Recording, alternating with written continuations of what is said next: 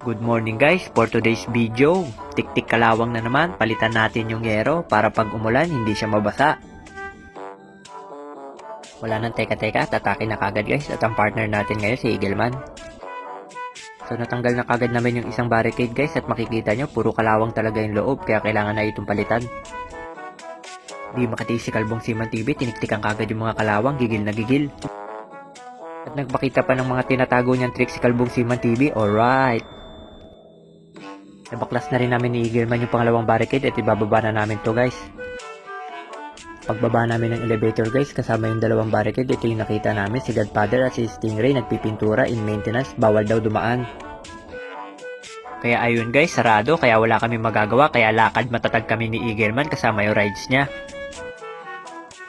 Dahil napagod kami ni Eagleman sa lakad matatag, ayan magmimerienda muna kami para lumakas naman kami kahit konti. Habang nagkakampi kami guys, nakita rin natin yung dalawang poging oiler na sina Sir William, The Kraken Abay. Malalaman din natin sa kanila guys kung sinong veterano at baguhan at makikita din natin yung suot ni The Kraken Abay na para siya nagpagulong-gulong sa engine room. Ano kayang ginapang-gapang nito doon? Tapos na kami magkape guys, kaya umatake na kagad si Eagleman para ilabas ang kanyang painting skills na tinatago. Ayan guys, makikita na natin yung painting skills ni Eagleman. Mabebenta na raw ng 1,000 pounds yan sa merkado. Ito ngayon ako guys, tinatanggal ko tong na low thread na bolt kasi hindi na siya mapihit ng yabe. Ito yung unang naisip ni Kalbong Seaman TV guys para matanggal yung kinalawang na bolt, gumamit ng vice grip. Pero madami pang paraan yan guys para matanggal yung bolt na yan, lalo na pag na loose thread. Pagkatapos ko matanggal yung mga bolt na matitigas guys, chichipingan ko naman yan para mapinturahan. Kasi mahirap na yan mamaya mapinturahan pag nabalik ko na yung cover. At ayan, makikita nyo si Kalbong Seaman TV nagchichiping at dalawang tuhod, luhod. Natapos agad yung painting ni Eagleman guys within 30 minutes. Ano kayang kababalaghang ginawa niya? Bakit napakabilis? Si Kalbong Seaman TV guys magdodrawing na at lalabas niya na yung mga art niya. Magsusukat pala para sa mga papasukan ng bolt mamaya at nang mabutasan na. At nabutasan na rin namin guys yung plate at nagre-ready na si Kalbong Seaman TV at nagsusuot na ng kanyang pangmalakasang gloves.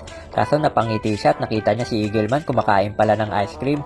Kaya ito, ini-enjoy muna ni Eagleman yung ice cream niya kasi unlimited dito yan sa barko. Sana all unlimited ang ice cream. Ang sarap!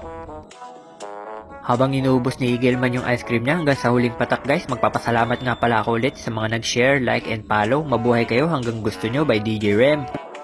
At sinimulan na namin ni Eagleman na ipasok yung unang plate guys at dahil siya yung kumain ng ice cream at marami siyang lakas, siya muna yung magbubuhat ngayon at ako muna yung tagapasok ng bolt. Alright! Pinapasok na rin namin ni Eagleman ng pangalawang plate at sa mga gusto pala magpa-shoutout dyan guys, comment down below lang, isa-shoutout ko kayo sa next video. Oh yeah! At magpapakitang gilas na naman pala si Eagleman guys kung gaano siya kagaling mag-painting with passion at humagod with feelings. Oh shit! Ayan na yung finished product natin guys with 1 month warranty by Eagleman x Kalbong Seaman TV. Ayos! Si Kalbong Seaman TV guys, pinapractice na naman yung kamay niya. Maraming salamat sa inyo. Kita-kits ulit sa next video. I see you next time. Later!